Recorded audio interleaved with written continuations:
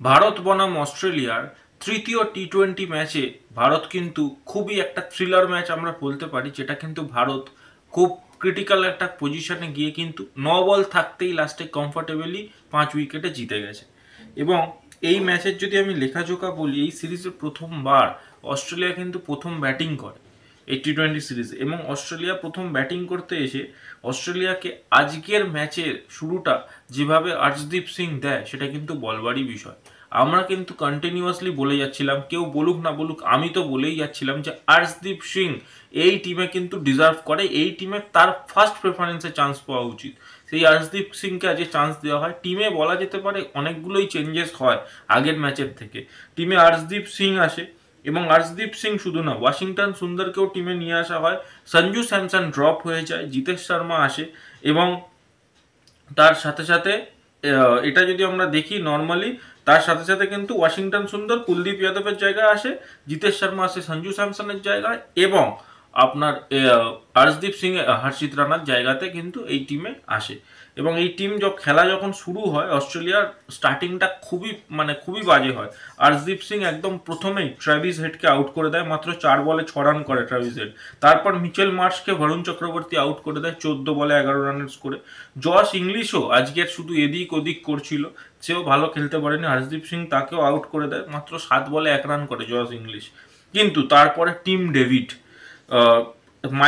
Mitchell when নামে 1 বলে 0 করে, বাট টিম ডেভিড 38 বলে 74 রানের একটা বিধ্বংসী ইনিংস খেলে। এই ইনিংসে 8টা 4, 5টা 6, 194 স্ট্রাইক রেটে।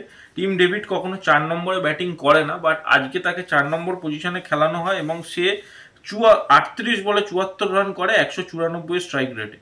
মার্কাস টয়নিস তার সাথে একদম যোগ্য সাথ দেয়, 39 বলে 64 রান করে, যার মধ্যে 8টা 4 ও 2টো 6 কিন্তু মার্কাস টয়নিসের ইনিংসেও ছিল।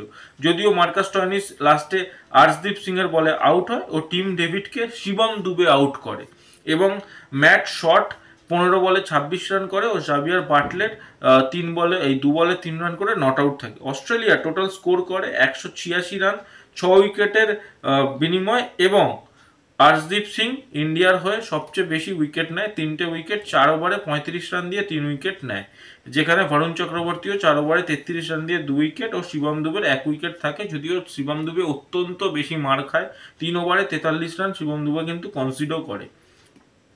ব্যাটিং করতে নেবে ইন্ডিয়ার স্টার্টিংটা অভিষেক শর্মা ভালো স্টার্ট করেছিল, কিন্তু তারপরে অভিষেক শর্মা আউট হয়ে যায় ন্যাথান এলিসের বলে 16 বলে 25 রান করে।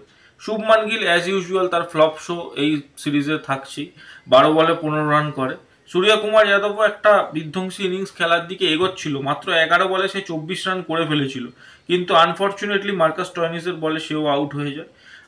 তিলক ভার্মা একটা স্টেডি ইনিংস খেলছিল, আমরা হয়তো এশিয়া কাপের একটা রেপ্লিকা দেখতে পেতাম তিলক ভার্মার থেকে, সেটা আশা করছিলাম, বাট সেটা হয়নি। 26 বলে 29 রান করে আউট হয়ে যায়। ও অক্ষর প্যাটেল 5 নম্বরে আসে। আজ অনেকদিন পর অক্ষর প্যাটেল টি-20 টিমে প্রমোট হয়, বাট সেও 12 বলে মাত্র 17 রানই করতে পারে। কিন্তু তারপরে যে টুইস্টটা এসছে আজকের এই ম্যাচের সবচেয়ে বড় টুইস্ট ছিল এটাই, যে জিতেশ শর্মার আগে ওয়াশিংটন সুন্দরকে ব্যাটিং করতে পাঠিয়ে দেওয়া। এবং ওয়াশিংটন সুন্দর আজকের ম্যাচে, ওয়াশিংটন সুন্দর প্রাইমারিলি সে বোলার, তাকে সে ব্যাটিং করতে পারে, বাট তাকে আজকে বোলিংই করানো হয়নি। হয়তো তার ব্যাটিংয়ের জন্য তাকে খেলানো হয়েছিল, আমরা এটা ভাবছিলাম, ক্রিটিসাইজ করছিলাম আমি যখন খেলাটা দেখছিলাম। তারপর ওয়াশিংটন সুন্দর একটা ইনিংস খেলে, 23 বলে 49 রানের ইনিংস, 4টে 6, 3টে 4, 213 স্ট্রাইক রেটে। এবং ওয়াশিংটন সুন্দর এই অস্ট্রেলিয়ার দিকে ম্যাচটা যাওয়া যাচ্ছিল, ওয়াশিংটন সুন্দর টেস্টটাকে টেনে নিজেদের দিকে নিয়ে চলে আসে। মাত্র 23 বলে 49 রান করে 213 স্ট্রাইক রেটে, 4টে লম্বা 6 ও 3টে 4 কিন্তু এই ইনিংসটার মধ্যে ছিল। এবং ওয়াশিংটন সুন্দরকে দেখে মনেই হচ্ছিল না সে lower order batsman, lower order bowler যে ব্যাটিং করতে পারে, লোয়ার অর্ডারে ব্যাটিং করে, এরকম দেখে মনেই হচ্ছিল। সে কিন্তু একদম টাঙিয়ে টাঙিয়ে 6 মারছিল, আর তার খেলার স্টাইলটা দেখে পুরো প্রপার ব্যাটসম্যানদের মতনই মনে হচ্ছিল। ওয়াশিংটন সুন্দর কিন্তু টুইস্ট হিসাবে এসছে পুরোপুরি, যেখানে কুলদীপ যাদবের জায়গায় ওয়াশিংটন সুন্দর এসছে। মেনলি কাজ হওয়ার কথা ছিল বোলিং, আর সে ব্যাটিং করে কিন্তু ম্যাচ জিতিয়ে দিয়েছে। জিতেশ শর্মা প্রথমবারের জন্য চান্স পেয়েছে এই টিমে, 13 বলে 22 রান করে, 3টে 4 মারে, 169 স্ট্রাইক রেটে কিন্তু সেও খেলে, এবং ম্যাচটা ফিনিশ করে।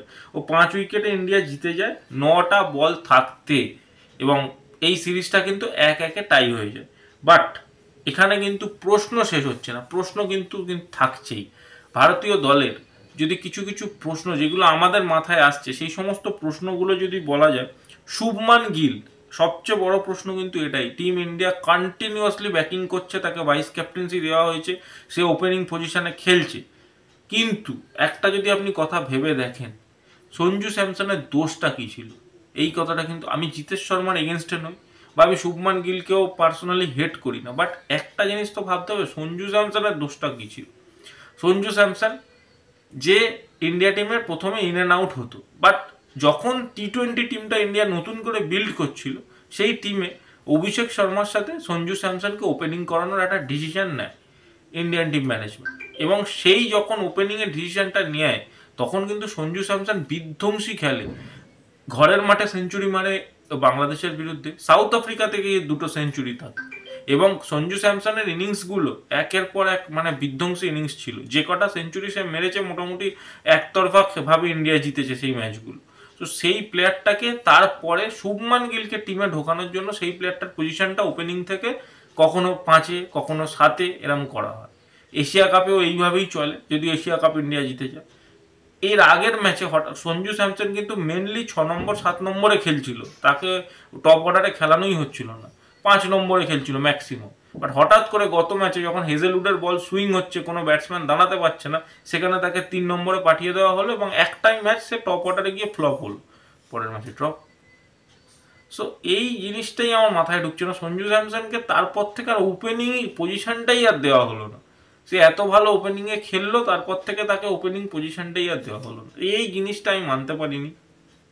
So Shubman Gill has to be fire, Shubman গিলকে খেলতেই হবে। শুধুমাত্র এই ক্যাপ্টেন্সি ভাইস ক্যাপ্টেন্সির জন্য যদি সে টিমে থাকে, তাহলে সেটা টিম ইন্ডিয়ার জন্য কখনোই ফ্রুটফুল হবে না। এবং আর একটা যেটা প্রশ্ন, সেটা কিন্তু ভাবতে হবে যে এই যে পজিশনটা, প্রথম দিকে 4টে ব্যাটসম্যান, অভিষেক শর্মা, শুভমান গিল, তারপরে সূর্যকুমার আর তিলক, এই 4 জনের পর কি অক্ষর প্যাটেলই আসবে ব্যাটিং করতে, নাকি অন্য কোনো প্রপার ব্যাটসম্যান থাকবে, নাকি হার্দিক পান্ডিয়া এলে হার্দিক পান্ডিয়া ওখানে খেলবে? কোন জায়গাটা ইন্ডিয়া টিম ওয়ার্ল্ড কাপের জন্য প্রিপেয়ার করছে, সেটা কিন্তু কনফিউশনে থাকছে। কারণ আজকে ওয়াশিংটন সুন্দর ভালো খেলেছে, তার মানে ওয়াশিংটন সুন্দর এবার থেকে কন্টিনিউ করবে এই টিমটাতে। অক্ষর প্যাটেল 5 নম্বরে খেলছে। সো আমরা কিন্তু অনেক বেশি অলরাউন্ডার্সদের ওপর ফোকাস করে ফেলছি। শিবম দুবেও কিন্তু এই টিমে আছে, এটা কিন্তু ভাবতে হবে। আজ শিবম দুবে, জিতেশ শর্মা, এদের আগে কিন্তু ওয়াশিংটন সুন্দরকে পাঠিয়ে দেওয়া হয়। তো শিবম দুবে কি অ্যাজ আ বোলার খেলছে, আর ওয়াশিংটন সুন্দর কি অ্যাজ আ ব্যাটসম্যান খেলছে, সেটাও কিন্তু ইন্ডিয়ান টিমকে অ্যান্সার করতে হবে। যদিও ওয়াশিংটন সুন্দর দুর্দান্ত ইনিংস খেলেছে আজকে, শিবম দুবের পজিশনটাই বা কী হবে ইন্ডিয়া টিমে, সেটাও কিন্তু এটা কিন্তু ভাববার বিষয়, কোন জায়গায় কাকে ফিট করবে। এবং সবচেয়ে বড় যেটা বিষয়, আর্শদীপ সিংকে আর যেন না টিম থেকে ড্রপ করা হয়। আর্শদীপ সিং কিন্তু আজকে পুরো বল 1 থেকে সে প্রুফ করে দিয়েছে যে তাকে যে বেঞ্চ করানো হয়েছিল সেই ডিসিশনটাই ভুল, একদম বেকার ডিসিশন নেওয়া হয়েছিল। সে ইন্ডিয়া টিমে ডিজার্ভ করে রাইট আফটার জসপ্রীত বুমরা। জসপ্রীত বুমরা যদি না থাকে, তাহলে ফার্স্ট প্রেফারেন্স আর্শদীপ সিংই হবে এই টিমে। আর্শদীপ সিং এই টিমের যোগ্য মেম্বার, যে নিজের বোলিং দিয়ে এই টিমকে, পারফরমেন্স দিয়ে এই টিমকে অ্যান্সার করেছে, এবং Writefull man of the match Arshdeep Singh পেয়েছে আজকে। সো এই ম্যাচটা ওভারঅল ভালোই ছিল, ইন্ডিয়া জিতে গেছে। আপনাদের কেমন লেগেছে এই ম্যাচটা ডেফিনেটলি কমেন্ট করে জানান। আপনাদের কি মতামত এই টিম ইন্ডিয়া সিলেকশন নিয়ে, সেটাও কমেন্ট করে জানাবেন। ভিডিওটা ভালো লাগলে লাইক করবেন, বন্ধুদের সাথে শেয়ার করবেন, এবং চ্যানেলে নতুন হয়ে থাকলে ডেফিনেটলি চ্যানেলটাকে কিন্তু সাবস্ক্রাইব করে দেবেন। এই বলে আমি ভিডিওটা শেষ করছি। ধন্যবাদ।